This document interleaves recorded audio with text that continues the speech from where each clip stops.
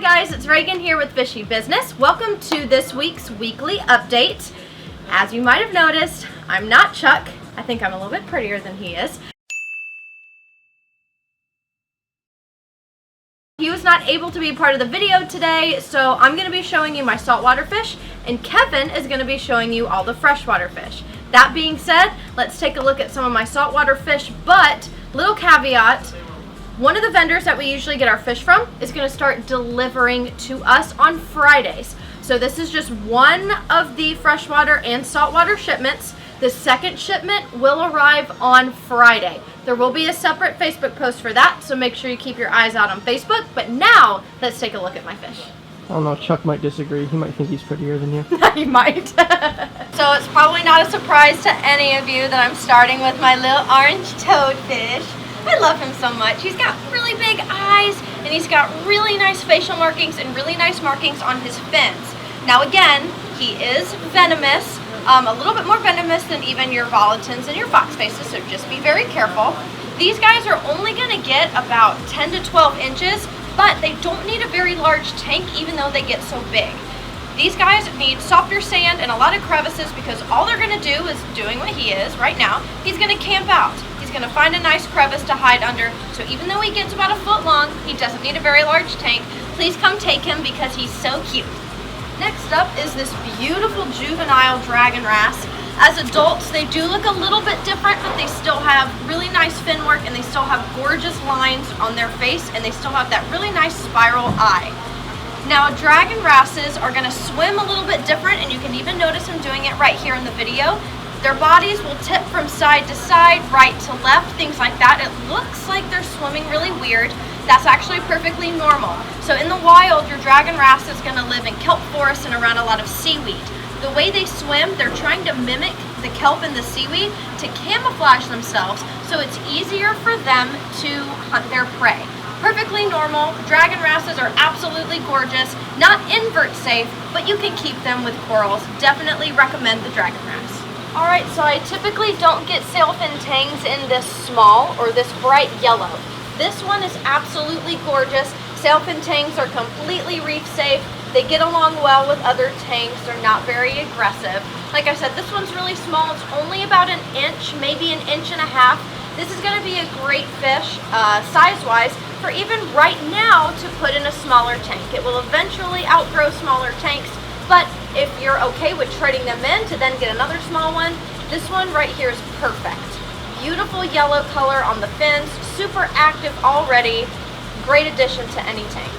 This is one of the most gorgeous sohals that I've ever seen, and definitely one of the prettiest ones that I've ever gotten in.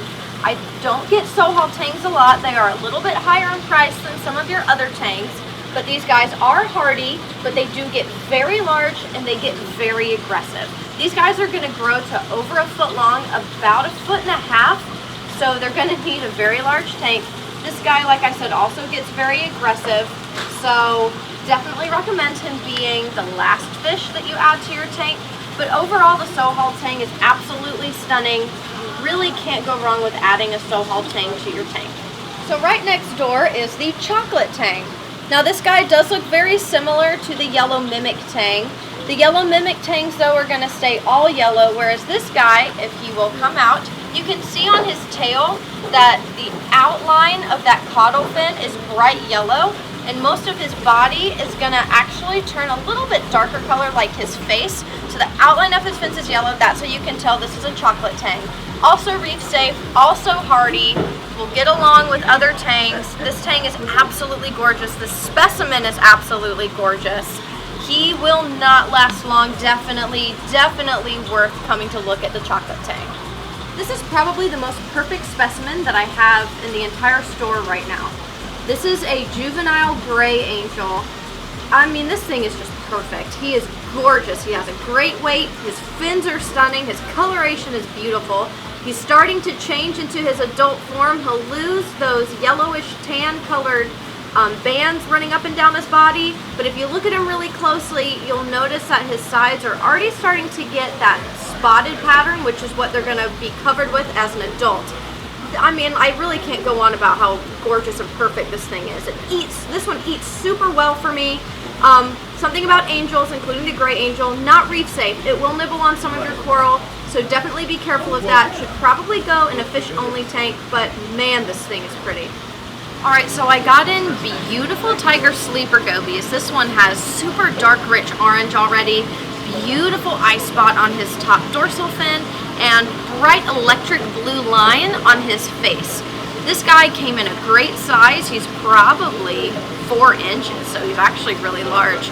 Tiger sleeper gobies are very peaceful, they're docile, they only get aggressive towards other types of large-bodied gobies, so just be careful of that.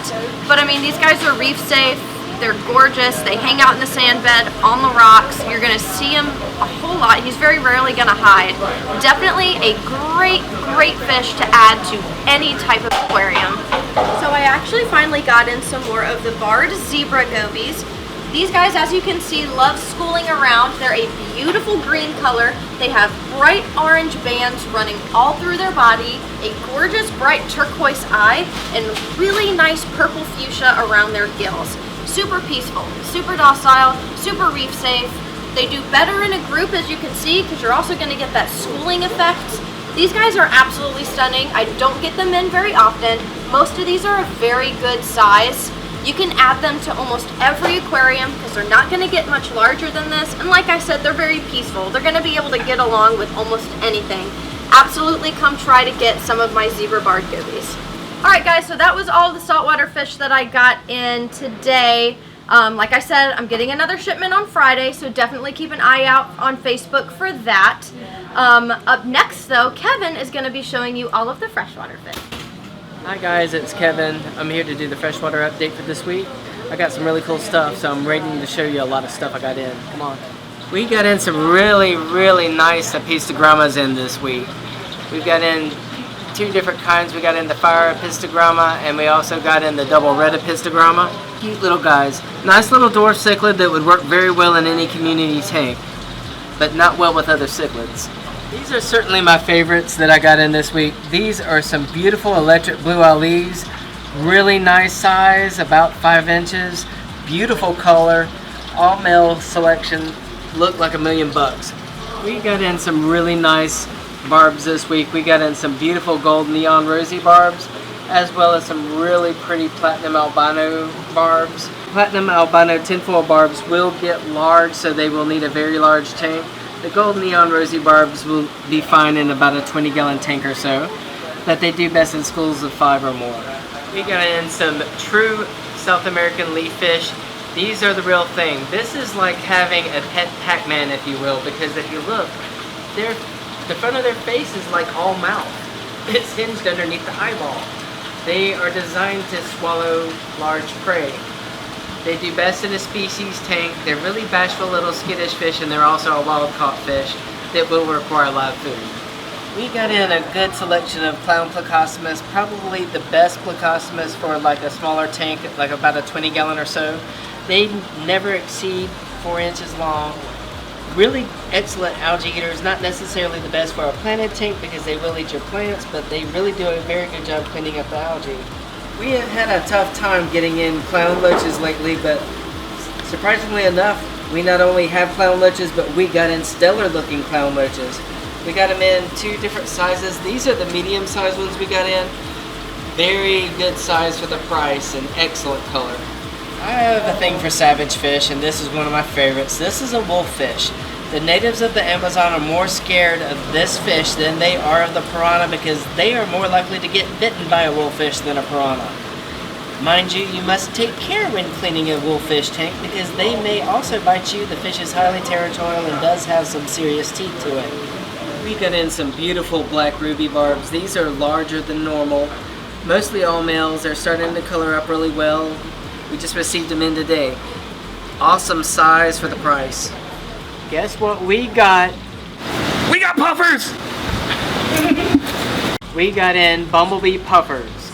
We have in quite a few, but they go pretty quickly. It's been a couple months before I've been able to get any new ones in. They look really good and healthy, and they're already eating the same day they came in. I also have some locally raised Philippine blue angelfish. They're really small, but they're gonna grow, but it's a very hard color to come by and an excellent price for what you get. Beautiful fish. Alright guys, thanks for watching this week's weekly update. Chuck will be back next week, I promise. I know we all miss his lovely face, which again, I am prettier than he is. Sorry Chuck, I'm not sorry. Please stay tuned on Facebook for Friday's shipment. I can't stress that enough. We're going to be getting a lot more fish, especially a lot more saltwater fish. Make sure that you, again, keep up with us on Facebook, follow us on Instagram, and subscribe to our YouTube channel. We do post the weekly update there, as well as self-help videos on the weekends. Those are all very cool and important things that we want to be able to show you guys so that we can help you at home. So that's it for this week.